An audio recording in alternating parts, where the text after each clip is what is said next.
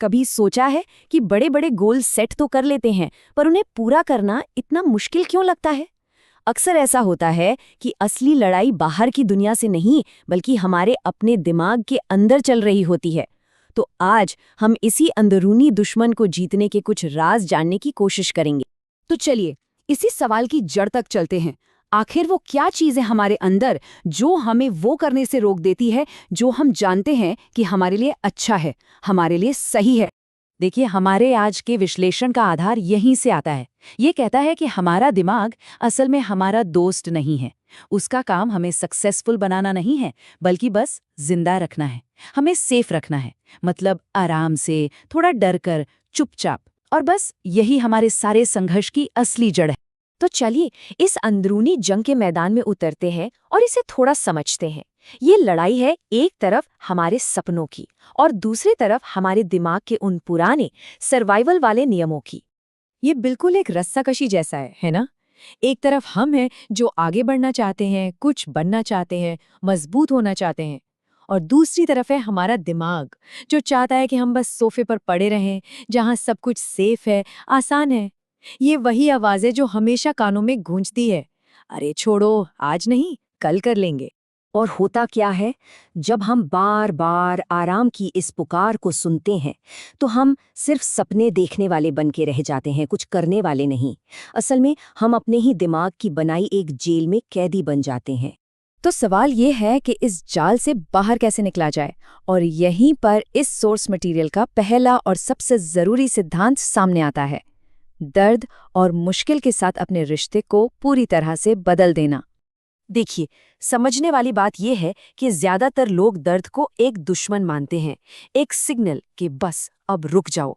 लेकिन ये विश्लेषण एक बिल्कुल अलग नजरिया देता है। ये कहता है कि दर्द वो कीमत है जो ग्रोथ के लिए चुकानी पड़ती है। ये एक करेंसी की तरह है। तो अब आराम के पीछे भागने के बजाय मुश्किलों के पीछे भागना शुरू करना होगा। ये एक बहुत ही पावरफुल मेंटल शिफ्ट है। सोचिए, हर बार जब दिमाग कहे यार मन नहीं कर रहा, तो जवाब हो अच्छा, इसका मतलब तो ये जरूर करना है। दर्द अब रुकने का सिग्नल नहीं, बल्कि एक्शन लेने का ट्रिगर बन जाता है। ठीक है, थ्योरी तो हो गई। अब एक प्रैक्टिकल स्ट्रैटेजी की बात करते हैं। एक ऐसी तरकीब जो हिचकिचाहट को जड़ से ही खत्म कर दे। और वो तरकीब है सिर्फ 3 सेकंड। जी हाँ, बस 3। सोर्स मटेरियल के हिसाब से किसी भी काम को करने के लिए हमारे पास बस इतनी ही छोटी सी विंडो होती है, इससे पहले कि हमारा दिमाग बहाने बनाना शुरू कर दे और हमें रोक दे। तो ये काम कैसे करता है? मान लीजिए सुबह उठे हैं और बिस्तर से निकलने का बिल्कुल मन नहीं है, सोचना नहीं है, बस मन में गिनना है 3, 2, 1 उठो। कोई वर्कआउट सामने है और करने में आलस आ रहा है, 3, 2, 1 शुरू करो। मतलब सोचना नहीं है, सिर्फ एक्शन लेना है, क्योंकि एक्शन ओवरथिंकिंग को मार देता है और हिचकिचाहट तो बदलाव की सबसे बड़ी दुश्मन है। लेकिन देखिए, एक बार जीत जाना काफी नहीं है।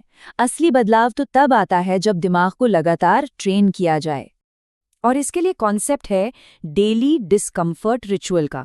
मतलब रोज की छोटी छोटी लड़ाइयाँ अपनी कमजोरी के खिलाफ, जैसे ठंडे पानी से नहाना या फिर वो 100 पुशअप्स लगाना, दिन का सबसे मुश्किल काम सबसे पहले खत्म करना, डर लगने पर भी अपनी बात कहना, या सूरज उगने से पहले जाग जाना। ये सिर्फ काम नहीं है, ये दिमाग को बताने का तरीका है कि भाई यहाँ बॉस कौन है। और यही असली पॉइंट है। लक्ष्य ये नहीं है कि हम काम करने के लिए तैयार महसूस करें।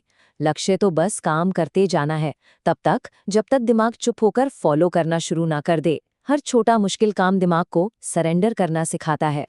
और अब आते हैं सबसे आखिरी और शायद सबसे पावरफुल आइडिया पर। ये सिर्फ आदतें बदलने के बारे में नहीं है, ये अपनी पहचान, अपनी आइडेंटिटी को ही फिर से बनाने के बारे में है। देखिए, ज्यादातर लोग डिसिप्लिन फील करने का इंतजार करते हैं, लेकिन ये सोर्स मटेरियल कहता है कि असली वॉरियर किसी फीलिंग का इंतजार नहीं करते। वो पहले तय करते हैं कि उन्हें बनना क्या है और फिर बस उस तरह से काम करना शुरू कर देते हैं। दिमाग को ये बताना है, सुनो, मैं आलसी नहीं हूं, मैंने बस खुद को दर्द से बचने की ट्रेनिंग दे रखी थी। लेकिन वो ट्रेनिंग आज खत्म होती है। और यही इस पूरे फिलॉसफी का निचोड़ है। बात सिर्फ एक दिन बदलने की नहीं है, बात अपनी पहचान बदलने की है। लक्ष्य कोई एक काम खत्म करना नहीं है, लक्ष्य तो एक ऐसी मशीन बनना है जो किसी भी दबाव में, किसी भी प्रेशर में और बेहतर परफॉर्म करे। तो आखिर में ये सवाल सोचने वाला है। हर दिन, हर एक छोटे बड़े फैसले के साथ हम सब अपनी कहानी लिख रहे हैं। तो सवाल बस इतना है कि इस कहानी में हम क्या बन रहे हैं? अपने ही दिमाग के कैदी या फिर अपनी किस्मत के मालिक?